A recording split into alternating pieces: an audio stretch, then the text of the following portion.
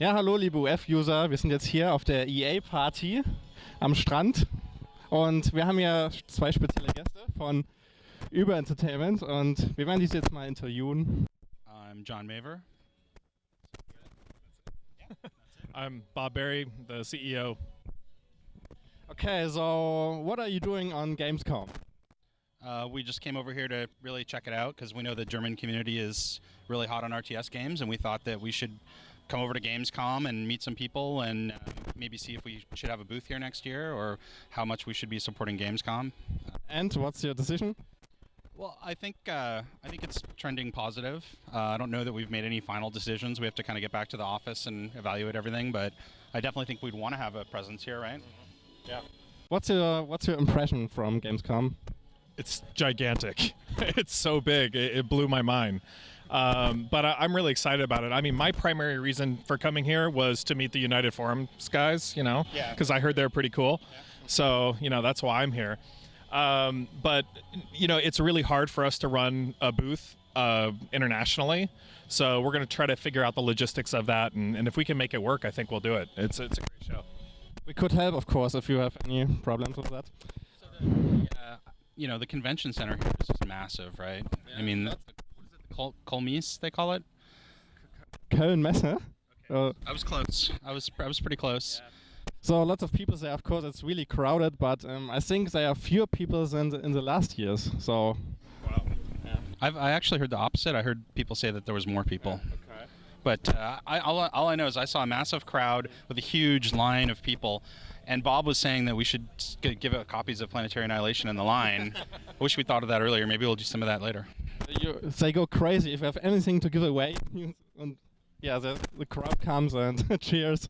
The problem with that is I don't really speak German, and so people might wonder, who are these guys? I think they understand English. So the gamers here, yeah, they all have English in school.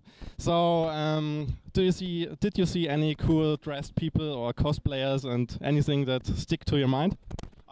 I was surprised at how many cosplayers I saw, and that made me happy. It reminded me of PAX, where we see a lot of that. To me, Gamescom is almost like E3 and PAX mashed together. It'd be nice to see more actual gaming, like maybe some LAN parties and tournaments and stuff. Maybe they're here and I just don't know about it, but that'd be fun, But I think it's great. Yeah, next year with PA tournament. Oh, let's do it. Yeah. Okay. So, did you play any games, any other games, and what did you like? I walked around and looked at everything, but I didn't wait in any lines, so didn't really play too much. But honestly, a lot of the stuff we've seen it, But I don't know. I thought there was some interesting stuff out there, like the one where you control the loader, this loader simulator where that looked pretty cool. It's an Landwirtschaft simulator. It's gonna be big, man. Yeah, I think it's gonna be huge. I didn't play anything. I just walked around like this. Like it's so loud and so it's sensory overload is what we would say. So no, I didn't play anything. There's one thing I would want to check out. It was going to be EverQuest Next, because my friend Jeremy is working on it. He's been pimping it, and that looks kind of interesting. Because I'm more into the worlds that have like simulation in them and stuff. I don't know. There was a few other things that I thought looked cool. They were ready at dawn. That was behind closed doors, though, so we can't actually say. It was behind closed doors, but it was amazing. Okay, so what else I thought looked good was I was trying to figure out which of the new next racing car games is going to be awesome. And I thought the new Forza game looks fantastic. Did you see that? Yeah, but I'm more into the Flat Out series. Do you know it? Yeah. It's more, yeah. Yeah, I'm a simulation guy. I want to be able to drive the real cars and have them simulated, as close to possible as real on real tracks. The Nürburgring. How do you say that? Yeah, that's correct. Yeah. So you're a simulation guy, and what's your favorite genre? It's almost embarrassing, but I've been playing a lot of roguelikes lately. Roguelike? Do you know roguelike? Rogue? Net. Roguelike. So things like Thief or things like that. Yeah. Yeah, that's cool. Well, the game I'm really looking forward to that's sitting at home waiting for me is Saints Row 4. Oh. Cool. I was playing a lot of Dota 2. Too much. Dota 2. My wife is going to divorce me if I kept playing it. So I quit that a few months ago. So I'm on roguelikes now. Yeah. What's that one roguelike that you've been playing recently? It's called Brogue. Okay, so You know what else I've been playing lately? Kerbal Space Program. Have you seen that? I saw it, yeah. So, Yeah, I told you I'm a sim guy, right? yeah, but we look forward to play Planetary Annihilation, of course. Actually, I've been playing a lot of that too. In fact, I had an awesome game the other day. The day that we got the nukes in, and just nukes started flying everywhere. It was awesome. How's your experience working on PA? How is it different from other games in the past? I think the big difference is how kind of like we're developing it kind of live, with the community there, playing the game regularly and getting the feedback. You have to realize in past games, when we went to do things like balance, the only people that had ever played the game were people that were basically in the office, right? And now we can have thousands of people play the game. If something's broken, we'll know very quickly. For example, in our latest patch, I think we broke some of the lower end video cards. We heard about that immediately. So to me, it makes sure that the game is kept on track, and it also really focuses priority. So that magical build that doesn't exist. Oh yeah, so it's interesting. A lot of people seem to think that we have secret internal builds that have different features in them and stuff, and it's like, no, the way our process works is we basically, we make a build, we grab stuff from the dev branch and bring it into the main branch, we make a build and we play it. And we try to get a few games, and if we think it's good, we ship it. And so you're seeing this stuff. Sometimes someone will make a check-in at 10 a.m., we'll test it at 11 a.m., and the patch will go out that afternoon. So literally within a couple of hours, stuff gets checked into the code base and is in your hands, which is a really super fast turnaround time. Yeah, so I really appreciate your openness and your community work, and how you develop the game is really cool. So actually, what are you doing for PA? I'm trying not to code. That's my goal, is to not program on PA, but I can't help it sometimes. I love coding. But I'm the CEO, so I'm responsible for all the projects in the company, so I have to keep, we're doing multiple things. And so, sometimes I'll get in there, I work on a little bit of optimization. I've been working on the stats. A good example would be if you hit Control P in the game, you'll see some stats. Well, if you hit Control P again, you'll see some server stats. There's actually two different types of server stats. Bob's the guy that implemented that, but he's also the CEO, so he really shouldn't code that much, but it helps fill in, downtime. I try to do non-critical tasks. I do stuff at the edges to just help out a little bit, yeah. You did some optimization recently too, if I recall, yeah. Actually, I saw every one of you doing several stuff, so you are active at the forums, doing PR stuff as well, and community.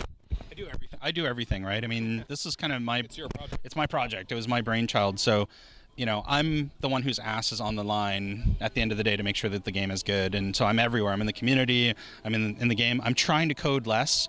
I wrote the whole planetary generation system, and I kind of helped set the architecture of the thing up, but now my job is more to make sure that other people are working on the right stuff. I've been actually working on things like hiring people and mundane administrative type stuff lately. But we need we've been bringing more people into the team to get because people have been buying the game, so we take that money, we put it back in the game, we make the game better, right? So how big is the team now? Close to 30 in the company. Yeah, I would say let's call it 20 people, yeah. But there's people with multiple roles. We just added a new community manager, Brad Nicholson, who's going to be starting in about a week. We just added Steve Smith as graphics programmer. We just added Nick Baldwin as gameplay programmer. So we've been rapidly adding people. Actually, Bruce Lott just came on to help with working on unit balance and things like that. So hired Brandon full-time. Hired an artist full-time. He was contracting for us, Brandon. He was an intern. An intern, yeah. And we hired him full-time because he's very good. So hired a lot of people. Yeah, just bringing a lot of people onto the team to get it going. The community manager aspect I think is really important. That's kind of been split between myself and Mark, our producer. And so, hopefully having a full-time community manager will allow, more stuff to happen in the community. Things like, you're saying we want to do a tournament. Well, that would be his thing to, to organize that. So, or to help you guys organize it if you're doing it. Cool, but I hope you won't go away from the forums then. No, I'll be around. I mean, I go in and out. The problem with me is I would spend all my time in the forums. Like I would just spend my whole day there, and it's easy for me to do that, to get sucked into it. So I have to balance, forums versus making the game better versus coding versus the other responsibilities I have within the company, which we've tried to kind of eliminate as many of those as we can, but I still get involved with operational tasks of the company. So like hiring is a good example, actually. Yeah, but I think many players appreciate that they are speaking to actual devs and not PR guys or community managers and stuff. So they get first-hand insight, and that's the coolest thing. Just first-hand insight, but no bullshit. Yeah, no bullshit. Right? I pretty much call it as I see it. I try not to be negative or lay on, because sometimes people post ideas that are maybe not the best, and I don't want to go in there and knock down their ideas. I'll just let other people in the community do that for me. But at the end of the day, I don't think breeding negativity is a good thing. So I have to be, try to be careful about what I say as well. So it's a fine line. So how long is PA actually in development, and the engine especially? So the engine, we actually had small pieces of it lying around from before PA, and very small. Like, almost everything that we've done is new. We shipped a simple game on. We made a simple game out of the old PA technology called Moonbreakers, which you can play online. It's on Steam, but it was almost an experimental project. And then most of PA is new though. Almost everything is new. I mean, the whole planetary generation system is new. The renderer is new. The whole virtual texturing system, all the chronocam and curve and network replication stuff, all that stuff is all new. So, we didn't really start working on the game until the Kickstarter ended. So, before the Kickstarter, it was making the video, trying to understand what the game was, what we wanted the video to be. Then in October, after the Kickstarter ended, I basically spent that doing technical research, trying to figure out how do these pieces fit together, how's the, what's the planet generation going to be like, what's the replication stuff, how's all that stuff going to fit together. Me and William Howlott, who's the lead programmer on PA, worked through a bunch of technical stuff. And so we didn't really start getting hardcore coding until I would say, mid-October. And really, we didn't really get going until November when we started to bring more people onto the team. So basically you came that far with only 8 months or 10 months. I've never seen a game actually, like, Moonbreakers, that was made pretty quickly as well. But this game for an RTS is pretty quick. We basically we knew what we were doing, right? Everyone on the team is pretty much experienced. So we just did it as quickly as we could. And it's not finished, right? I mean, that was to shipping, but we have a lot of work we have to do. Do you think you're still on track with your plan with release in December and stuff like that? I think so. I wouldn't want to change that. I mean, the thing everyone has to understand though is, we're not going to stop working on the game just because it's in quotes released. That's really just more of okay, now we feel like more people can play the game. It's been in shape, it's more finished. That's really what release is about. But I feel like in the past, some of these games we've dropped the ball in terms of post-launch support, right? We want to make sure that we're supporting modders. We want people to build really cool things on top of the game. That's we call it game as a platform. Planetary Annihilation is a platform for the community to also build on top of and innovate on top of. So I want to see all kinds of really cool mods. And Dota started as a mod for Warcraft 3. What is the Dota of Planetary Annihilation? That's what I want to see. I want to see what the community does. And so far, I've not been disappointed. I mean, we've only given you guys basically the ability to mod the client, and there's already a ton of cool stuff. So hopefully what the game becomes a year or two from now is going to just blow everyone's mind, including my own. I hope not, because we need you.